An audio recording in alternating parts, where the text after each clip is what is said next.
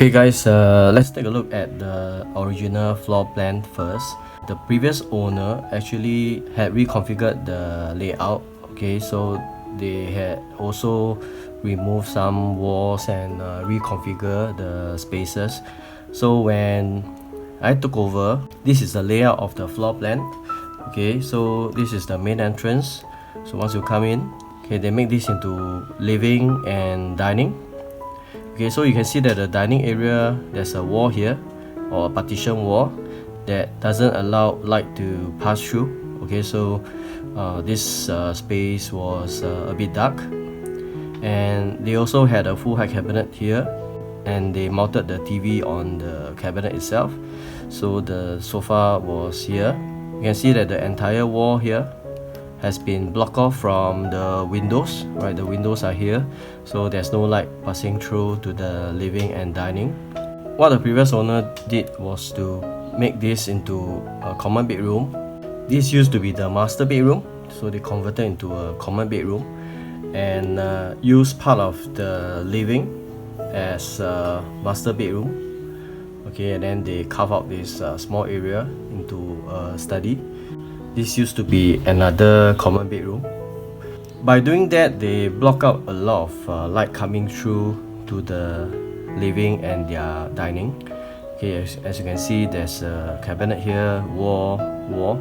So basically this area here is very dark.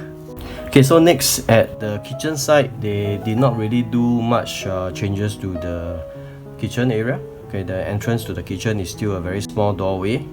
The storeroom, okay, it still remain very small. Okay, it's not very big, and they have quite a lot of space here at the rubbish chute area, and they kept the common bathroom.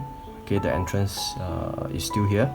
So they also changed the location of the bathroom door from here to here. Okay, and they seal off the existing bathroom wall. Okay, so when I came in, my proposal was to remove some walls and make the living and dining area much brighter, and also to give that spacious feel to the space, because the master bedroom here actually takes up quite a lot of the space at the living and dining. Which are the walls that I propose to hack? Okay, I think first of all is the kitchen, because I wanted to have an open kitchen concept. So this entire wall. Okay, and of course the storeroom. Okay, this storeroom here.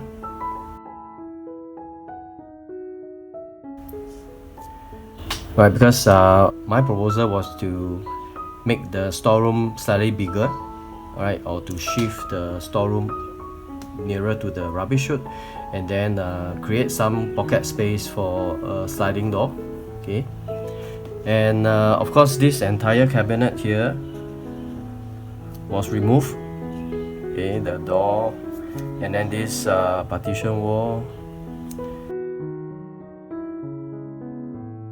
Okay, next the bedroom.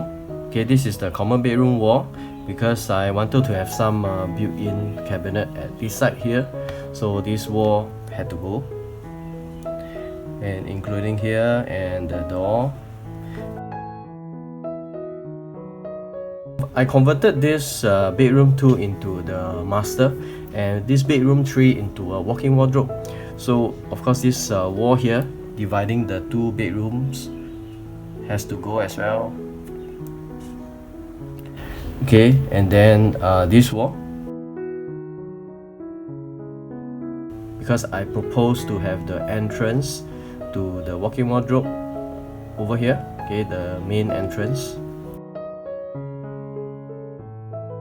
So originally the master bathroom entrance is here.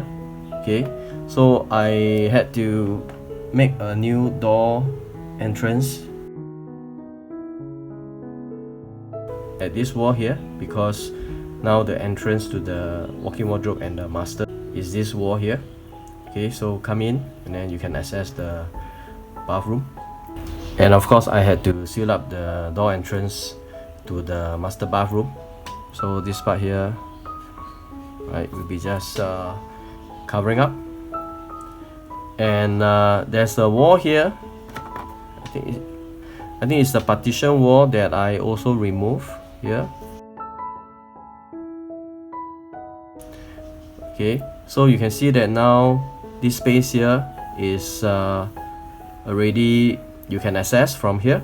Okay, and then allow more light to come in because these are all the windows. And also for convenience sake, I had also removed the wall here to make it into an entrance to the common bathroom. So the common bathroom has got two entrances to the bathroom itself. Okay guys, so what you're seeing right now is the empty floor plan once the walls have been removed. Okay, so you can see that it's quite a nice rectangular shape layout. So every time when I do a proposal, I would always like to create an entrance foyer. Okay, because as you can see here, there isn't any entrance foyer space. Okay, because you can see once you step in from the main door, is basically the entire open space. Okay, so I thought, you know, if you can have a entrance foyer, and that's where you can add in a shoe cabinet. So first of all, I think very straightforward is how you're going to create the entrance foyer. Very simple, because based on this, okay, you always start with the main door.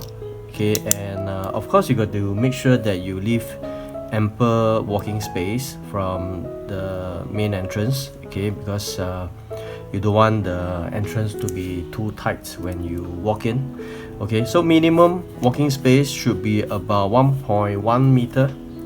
Okay, the width of the entrance foyer, so should be about 1.1 meter. Okay, right now I'm drawing not to scale, so you can see that 1.1 meter is about from this line to this wall here. Okay, and once you have decided the length of your shoe cabinet, okay, this is actually the shoe cabinet. So once you have decided on the shoe cabinet, okay, you can just have it stop at where you want. For my proposal, I've also extended this wall by using partition box to box it up. Okay, the reason is because I want to add in some sliding doors here, right? So the sliding doors actually hide behind this pillar wall. So once you create this entrance foyer, you can decide how you're going to place the living and the dining. Okay, so for this case, I've decided to place the dining area here and then the living area here. Okay, so of course you got to demarcate where are the bedrooms, where are the living and the dining, and also where is the kitchen. So obviously the kitchen is here. Okay, from all my other videos, I've shown that there's this laundry cabinet that hides the common bathroom entrance from the main entrance, because once you walk in, you can actually see the common bathroom entrance. Okay, so what I did was to, first of all, just to create a cabinet here. Okay, and then so this hides the common bathroom entrance from the main entrance. And then once you have the ample length, okay, you can then decide to stop it somewhere here. Okay, and of course you don't do just that full height cabinet like that, because then it might look very empty. What you can do is you can extend with a countertop, right, or a peninsular counter. Okay, just take note that all these are not to scale, okay, but it's almost there. Right, so you can have a full height cabinet here, laundry cabinet, of course the access from the back. Okay, and then you can have the peninsular counter at this side, and then of course you can also add in two high stool. Okay, and for this home, I've placed the sink over here. Okay, so the sink is here on the counter itself. Okay, and then of course the row of cabinet will be here. Okay, there's some pipings and of course for pipings we always have to seal it up. Okay, and then you can go full roll all the way, right? And because there's a washing machine and a dryer which is stackable, so I just leave some space here with a divider. Okay, and then the washing machine and the dryer will be at this corner here. Okay, so hidden away from the sides, because once you enter you don't want to see the washer and dryer. Okay, so this effectively becomes a laundry area, or a so-called wet area. Okay, because the laundry cabinet is here, washing machine and dryer is here. Okay, so then that leaves you quite a good length for your kitchen cabinet. Okay, of course, kitchen cabinet in feng shui terms, I mean, we Chinese believe a lot in feng shui. Water don't mix with fire. So if you are believer, then you don't have your hob, right, your stove, okay, facing the sink. Of course, you can off a little bit. So in this case, it's actually quite good because I can, based on the length of the cabinet, and then I centralize it. Okay, I centralize the hob. Okay, so it doesn't face the sink. Okay, of course you can have induction hob, you can have gas hob, you can have a induction hob and a gas hob, so it all depends on you. And don't forget the fridge. Okay, so I carve out this space for the fridge. Okay, so the fridge is not very big. Okay, and then followed by a cabinet. Okay, a full height cabinet for the oven. Okay, of course you can always shift the hob a little bit nearer to the center of the entire base cabinet. Okay, so I just keep it as it is first. Okay, as long as if you believe in feng shui, the hob does not meet directly with the sink. Okay, so I removed the original storeroom. Okay, so right now I am leaving ample walking space so that the homeowner can access the rubbish chute comfortably. Okay, and so if I would start here, right, and then I'll flush here. Okay, so this one will become the storeroom, but like I mentioned earlier, I am leaving a pocket here. Okay, I'm leaving a pocket here for the sliding doors.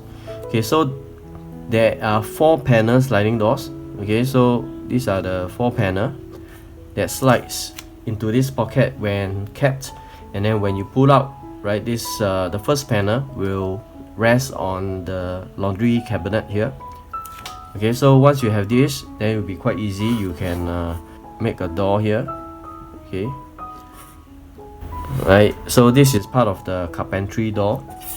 Of course, these are all the partition wall in gypsum board. Okay, so for storeroom, the door always, preferably, okay, always swings out. Once you swing out, it's easier for you to move your things in and then close the door. Okay, so in this case, it's facing here because you can open the door and then you put in your things into the storeroom easier. Okay, so this is the open kitchen concept. Okay, and then let's move on to the living and dining. So for living and dining, I want it spacious, and yet I do not want to compromise on the bedrooms spaces. Okay, so from the original floor plan, okay, the demarcation is here. Okay, so I think the space for the living and dining is already sufficient enough, so I'm using back this line here, or this wall space here, and then I create, okay, a full cabinet. Okay, so it's into the bedroom behind. Okay, so I create this full height cabinet here. Right, importantly is to flush everything. Okay, this is the pillar wall, so this line here flushes very nicely. And then of course you will need to have a door, okay, to enter to this area here. So this door can be a flush fitted door done by your carpenter. Okay, so it will close up like that. So once it closes, it flushes everything very neatly. So where is the dining? The dining is actually here. The dining table, I've actually placed it somewhere in the middle. Okay, the length of the dining table is about 1.8 meter. Okay, so 1.8 meter, I think is the sweet spot for a dining table.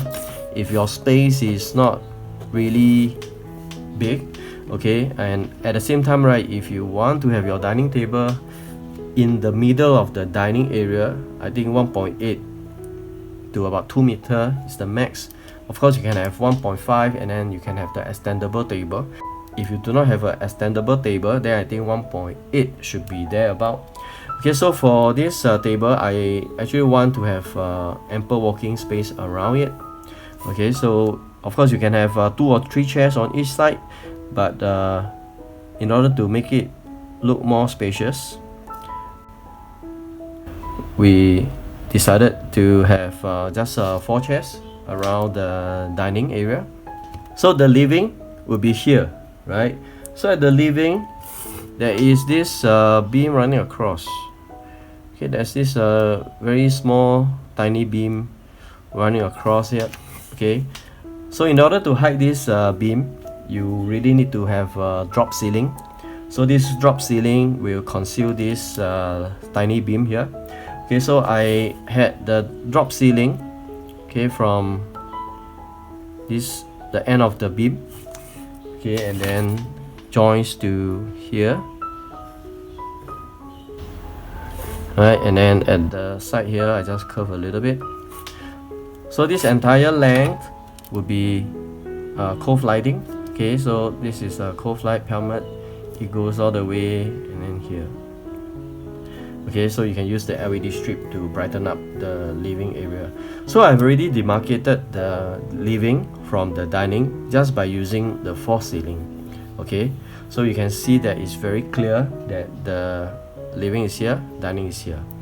So at the living room wall, okay, you can see there are 2 recesses here, 1 and 2. Of course, you got to flush them up with a partition wall. Okay, and I actually had the TV console, a suspended one, all the way from behind the shoe cabinet to the full height cabinet, so then it will enhance the space also. Okay, once you have this partition wall, is very useful because then you can install your TV on the wall itself. Okay, let's say you have a big wall mount TV, you can actually have it here, and you can throw the cable into the partition wall. Okay, and then that leaves the space for the sofa. Okay, so for this sofa, at the back of the sofa there is actually a sideboard. Okay, so a sideboard is like somewhere here. Okay, and then a sofa. Okay, so this sofa here, you can actually have a 3.5 seater, okay, or L or whatever. Okay, as long as it doesn't overshoot too much of the walking space here and here. Okay, of course try to centralize everything. Okay, you can just have to centralize the sideboard a little bit. Okay, so this sofa here, and then whether to have a coffee table or not, really entirely up to you. Okay, but most importantly is you got to centralize everything, the sideboard, sofa, and the TV. Okay, so this TV will just have to flush with the sofa as well. Okay, so everything will be neat and nice. So next, my clients needed to have a study. Okay, a study room doesn't need to be very big. Okay, so from this layout, right, I have spotted this area to be a very good study area. Okay, so what I did was to have it seal up here with a glass panel. So glass panel will allow light to penetrate into the living, okay, and also it demarcates the living from the study. Okay, so for study there is this 2-panel sliding door. Okay, so you just have to make sure that this pillar here, you got to extend and make sure that left and right they are almost equal width. Okay, then you can install the sliding door behind it. Okay, so one slides to the left, one slides to the right, and then here will be a good length or a good space for the study table. Okay, so study table sits 2. So while you're working, you can still view outside, okay, or you can still view through to the living and the dining. And of course at the back here you can have some cabinet for storage and also to put your printer and stuff. So straightforward, right? The study table can be here, storage, low storage because of the window, okay, and then that demarcates the study. And over here, okay, it's actually a nice corner where you can have a wall mount latch here, okay, because it's facing the window. So you can also put 2 high stool, okay, just to enjoy the view through the window. And as explained just now, okay, so this is another entrance to the common bathroom. So you can have your glass door or whatever door that you have for the common bathroom. So there are 2 entrances to the common bathroom now. So at the common bathroom there are some tall pipings that you can actually conceal them. So for this case, I box them up and then tile over. Okay, and the WC remains at this location. Okay, I've also added vanity cabinet, okay, for them, okay, with under mount basin here. Okay, the tap is here, and then there is a wall mount mirror, okay, with storage at the top. Okay, so next come to the bedroom side. So what they need is just a sleeping area and a walk-in wardrobe area. Okay, so that leaves this entire space. Okay, this is made out of the 2-bedroom. Okay, I've removed the wall here. Okay, so importantly is first at the sleeping area you want to have a bigger space for them. Okay, so over at this side here, the wall, okay, of the bedroom is being marked out. Okay, so this is the wall, and of course behind this carpentry cabinet you need to have a partition wall. Okay, so to sound insulate, right, you can have that rock wool to in between the partition to insulate the sound from the living to the bedroom. Okay, so once you have created this partition wall, right, my proposal was to add the sliding door behind, okay, behind the wall here, okay, and then make this into a walk-in wardrobe, okay, and then this will be the sleeping area. So at the sleeping area, it's quite straightforward. They are having a king-size bed, okay, and then you can see there's a recessed wall here. First of all, you just have to flush them, okay, and then decide on the location of the bed facing. Okay, so for this case, the bed facing or the headboard is here, right? So if you place a king-size bed, okay, over here, and then followed by side table, okay, and because they have a projector, they don't have any wall mount TV, so the projector is actually on top. So I actually did a box up on top here where the projector is like somewhere in the middle of the bed and then shine onto or project onto the wall here. Okay, so this is a partition wall, so partition wall is very smooth. You don't need to plaster over anything, so just project the projector onto this partition wall.